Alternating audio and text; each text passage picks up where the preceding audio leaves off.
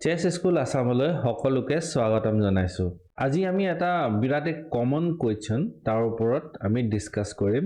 হেতু কোৱেশ্চন যেতিয়া মই খেলিবলৈ যাওঁ বা পেৰেন্টছ সকলৰ লগত কথা পাতো, তেওঁলোকে এই প্ৰশ্নটো প্ৰায় সোধে যে মোৰ ল'ৰাটো বা ছোৱালীজনীয়ে চেছটো কেনেকৈ ইমপ্ৰুভ কৰিব। কেনেকৈ ইমপ্ৰুভ কৰিব ইয়াৰ আনসাৰটো বহুত বিভিন্ন ধৰণৰ থাকিব পাৰে, কিন্তু মই আজি এটা ইন জেনাৰেল কৰি পিনে সকলোৰ কাৰণে যেটো আনসাৰ হ'ব সেই আনসাৰটো মই তোমালোকক সবকে বুজাই দিম। চেছটো ইমপ্ৰুভ কৰিবলৈ প্ৰথম কথাটো হৈছে আমি 6টা মান পইণ্টছ আছে, সেই পইণ্টছ কিটা আমি ফলো কৰিব লাগে। 1 নম্বৰ পইণ্ট আমি এন্ড গেম ষ্টাডি কৰিব লাগে। এন্ড গেম ষ্টাডি কৰিলে প্ৰত্যেকটো স্কোয়াৰ, পিস, পন তেওঁলোকৰ কি পাৱাৰ একচুয়ালি আছে। এনেতো আমি জানো ৰুকৰ 5 পইণ্টছ আছে, ৰুকখন সিধা যায় বেকা যায়, কিন্তু একচুয়ালি কেনেকৈ ইউজ কৰিব লাগে এই কনসেপ্টটো এন্ড গেমত আমি বুজি পাওঁ। তো ইয়াৰ পাছত 2 নম্বৰ পইণ্টটো আছে টেকটিক্স আমি পুৰা ফুল ষ্টাডি কৰিব লাগে।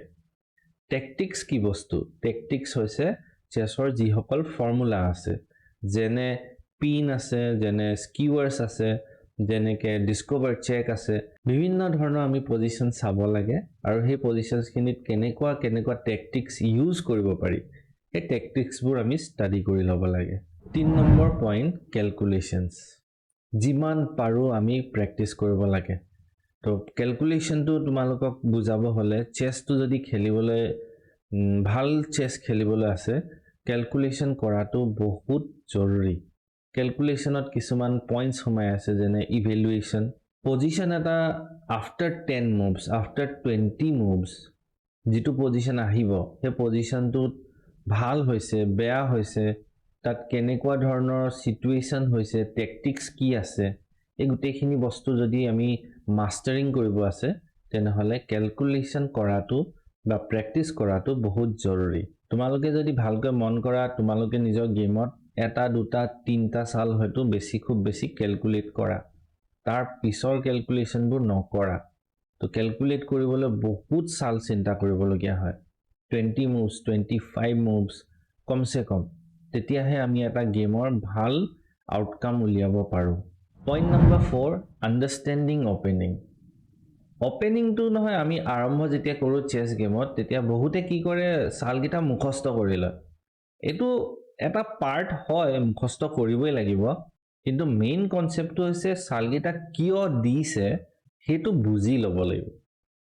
হে বুজিবলৈ কাৰণে তুমি যদি ক্যালকুলেশন নাজানা, টেকটিক্স নাজানা বা পিস বা পনবোৰৰ কিয় কেনেকৈ ইউজ কৰিব লাগে এই বস্তুখিনি নাজানা, তেতিয়া তুমি ওপেনিংটো ভালকৈ বুজি নাপাবা।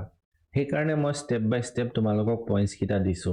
প্ৰথম এন্ড গেম, যাতে পিস পন ইহঁতে কেনেকৈ খেলে, ইহঁতক কেনেকৈ ইউজ কৰিব পাৰি এই বস্তুটো বুজি পোৱা।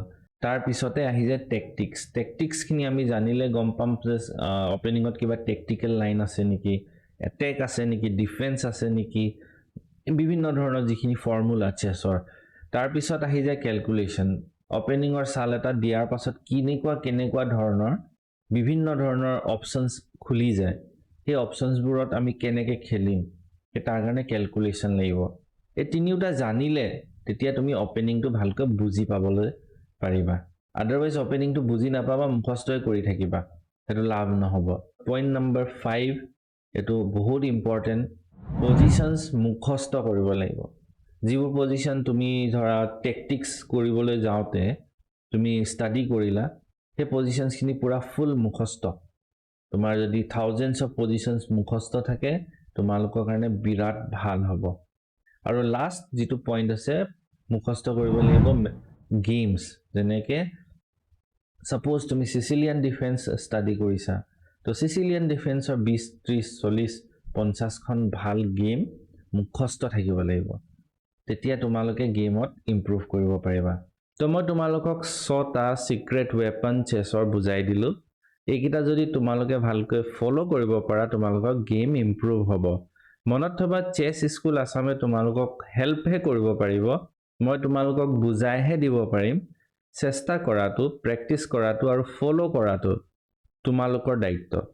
তো মই আশা কৰো তোমালোকে কথাখিনি বুজি পালা, এইখিনি ফলো কৰিবা, ভালকৈ ষ্টাডি কৰিবা, এনেকুৱা আৰু ইণ্টাৰেষ্টিং যদি তোমালোকে কথা শিকিব বিচাৰিছা চেছক লৈ আৰু চেছক লৈ যদি তোমালোকে পেশ্যনেট আছা বা তোমালোক বিৰাট ইণ্টাৰেষ্টেড আছা মোৰ এই চেনেলটো ছাবস্ক্ৰাইব কৰি থবা মই তোমালোকক চেছৰ বিভিন্ন ধৰণৰ যিখিনি দৰকাৰ বস্তু লাগে শিকি পিনে ভালকৈ চেছ খেলিব পাৰি সব বস্তু এফালৰ পৰা বুজাই যাম তো ঠিক আছে আজি ভিডিঅ'টো ইয়াতে শেষ কৰিছো নেক্সট ভিডিঅ'ত আকৌ লগ পাম